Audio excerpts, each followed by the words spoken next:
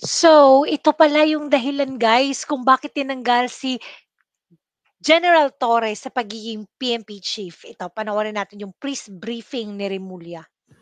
The palace affirms that President Ferdinand Marcos Jr. has made the difficult but necessary decision to relieve PNP Chief Police General Nicolas Torre III of his duties. The President believes that his national security apparatus must always work within the framework of the law. With the recent developments, the President was presented with the facts, and he determined that the best course of action is to uphold the role of NAPOCOM as it was intended by law. As part of this resolution, the President decided to relieve Police General Torre. This was not an easy choice, but it was made in the national interest. The President is committed to ensuring a unified direction and collaboration across all areas in his cabinet, particularly those responsible for delivering security, peace, and order. The President expresses his thanks and gratitude to Police General Torre, as his brief tenure brought new life and energy into the PNP. Nevertheless, the mission must continue. The Filipinos must be safe. The Filipinos must be safe. Pangalawa yun, yung una sabi niya that the NAPOLCOM law must be upheld. So, by hearing that, ibig sabihin may kinalaman ito doon sa pag-reshuffle, 'di ba? Kasi inano niya hindi niya inapprove yung reshuffling ni Torre, 'di ba, sa mga lieutenant general. Tapos yung pangalawa is Filipinos must be safe. Siguro dahil 'to sa sobrang daming nagiging viral videos ng mga patayan, mga holdapan na pinapatay dun sa Maynila 'no, yung mga Japanese, yung mga Koreano, wala na kasi number 1 na lahat ng bansa na yata may travel advisory sa Pilipinas kasi sobrang delikado na. Siguro yun yung dahilan 'no? Maybe we can just ano, alam mo yun? To this end, the President has directed the incoming PNP Chief, General Nartates, together with the Secretary of the Interior Local Government, to present within 1 month a comprehensive citizen security strategy focused on increasing police presence throughout the country and ensuring that every Filipino feels secure in their communities. That's all. Thank you very much. Thank you so much, Secretary. So we will now start with the questions. I remind everyone to only ask 2 questions each so that it can be orderly po. So first here is Miss Leia Ilagan from UNTV. Thank you. Good morning. Good morning. Good morning, sir. Sir, can you enlighten us kung ano yung ibig sabihin ng difficult but necessary? The President is very fond of General Torre.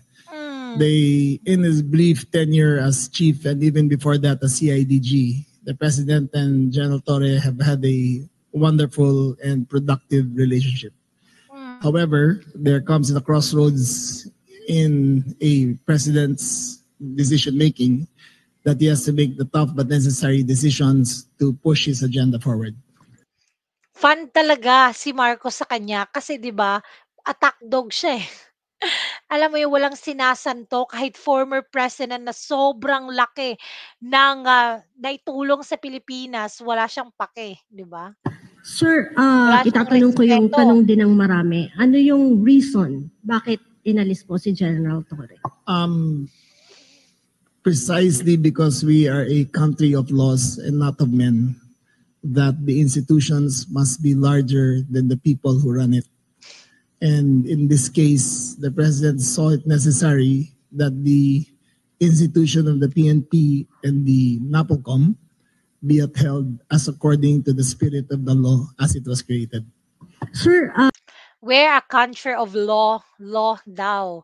Tapos sasabihin niya maya-maya na wala daw nilabag na batas si General Torre.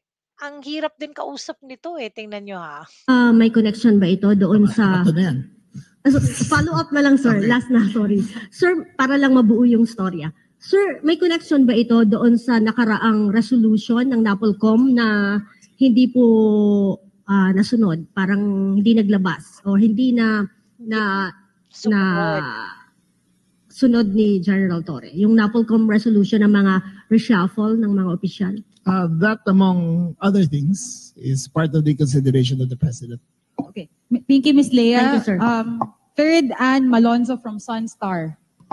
Sir, good morning. Sir, Yes. so my first question, saan na po ngayon ang i-assign si General Torre and what will happen, sir? Kasi nasa kanya yung 4-star.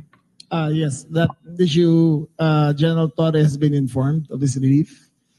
He has the option of retiring or staying, but the question of the 4-star will be with the NAPOLCOM to take up, but that is a collateral issue only to that who will be running the PNP, which will be formally, as of today, General Nartates. Any words, nag-usap na po kayo ni General Torre about this matter, sir? I have tried to get in touch with him. I made 5 phone calls last night. I think he was in a dinner, but he was duly informed, properly informed of the decision of the president. Okay. Ma'am, last, hindi kayo sinagot, sir? Hindi kayo sinagot ni General Torre? We have our own forms of communication, and he did acknowledge.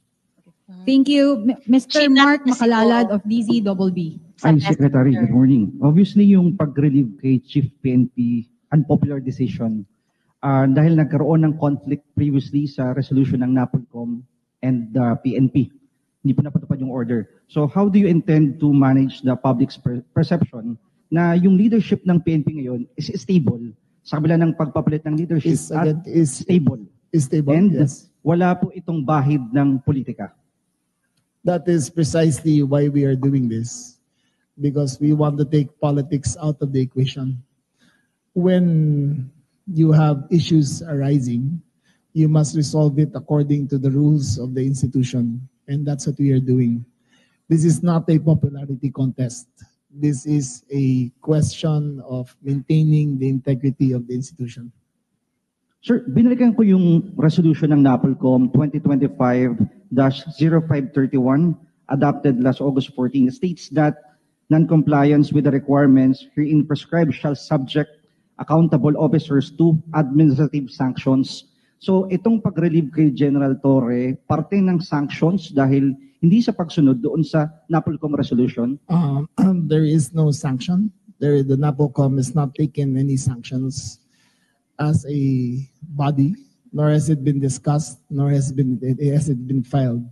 This is a personal decision of the president, and he has, after careful perusal of the facts, the order came from the office of the president and not the NAPOLCOM. Okay. Go Okay. ahead. Just go ahead. Okay. One more. Yung 4-star, kailan po makakukuha ni General Nartates? You will learn about that sooner, as soon as the NAPOLCOM board convenes again next week.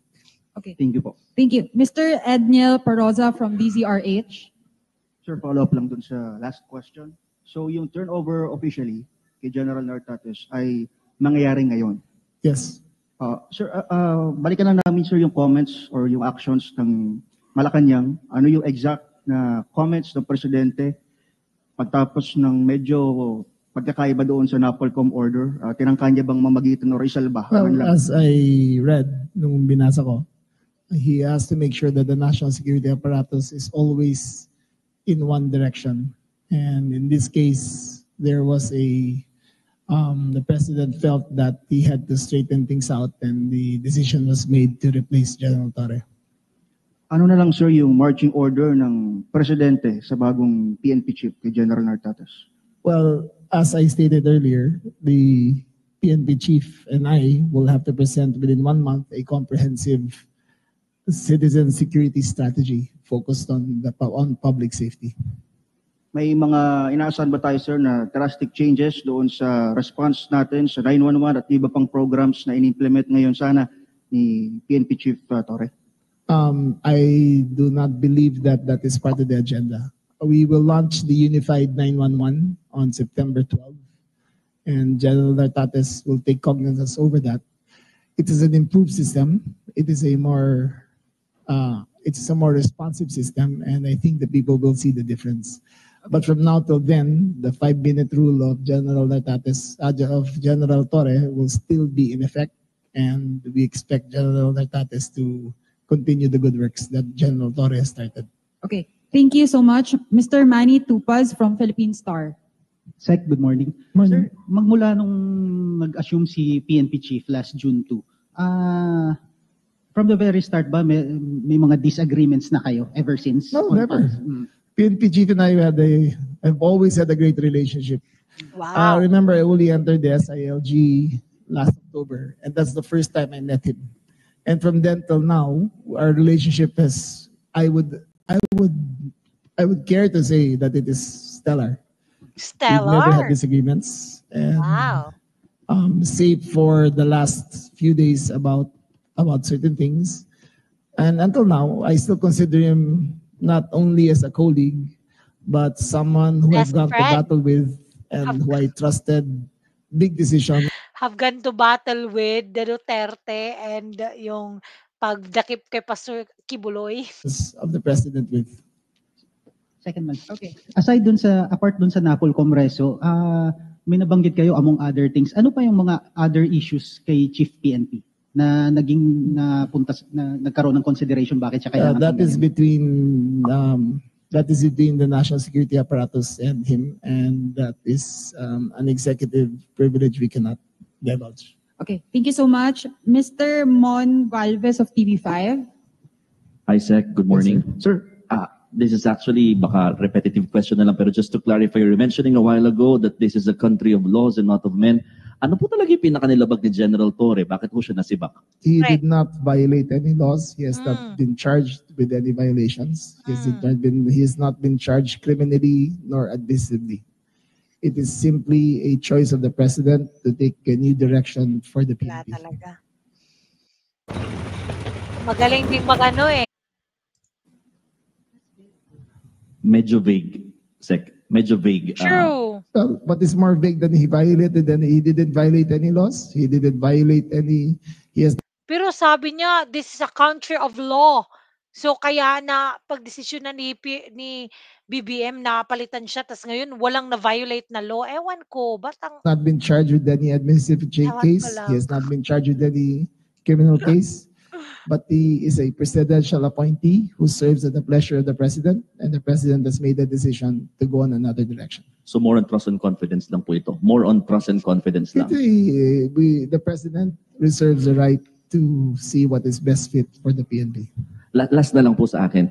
I don't think, di ko po alam kung tama yung research lang namin, but General Torre will be serving the shortest term in the history of the Philippine National Police. How does this affect the morale of the police force? True! And to be exact, 84 days lang nag-serve si General Torre sa pagiging PNP chief. At guys, imagine, kung ganito lang sana ginawa ni BBM yung sa mga previous years ng mga cabinet members niya na hindi pala nagpe-perform. So, siguro may nakita na tayong magandang karesulta ng bansa natin. Pero wala eh.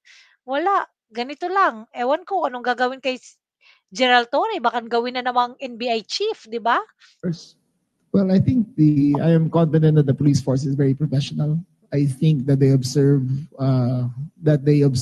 their duties, and I think 99.9% of them will uphold their oath to maintain allegiance to the country and to the president. Okay, thank you so much. Mr. Vince Lopez of Manila Standard. Sir, good morning. Sir, for the duration na Chief PNP si General Torre, may mga na-relieve siya mga officers. What would be the magiging nung mga official na yun, sir?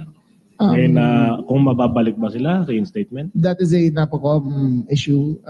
As according to NAPOCOM law, NAPOCOM procedures, level 3 going up is will be taken up by the NAPOCOM board, and the NAPOCOM will convene this week and reconstitute the leadership of the Philippine National Police. Okay, Thank you so much. Mr. Jairo Boledo of Rappler. Hi sir, good morning. Morning. Jairo Rappler. Sir, hingin lang namin sana yung information. Baka ano po ba yung initial na reaction or pagtanggap po ni General Torre when the NAPOLCOM issued the memorandum po? Did he promise to the President to fulfill the said memorandum, sir? Thank you.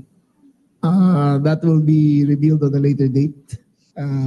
There are documents that are still sealed, which will be brought forth henceforth after the NAPOLCOM reviews it.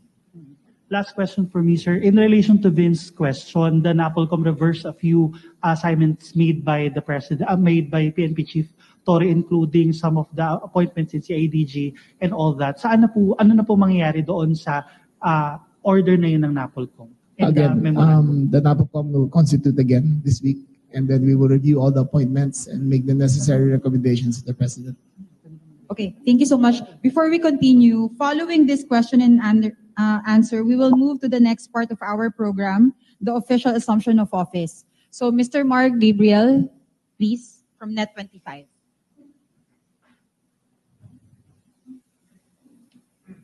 Sec, good morning po.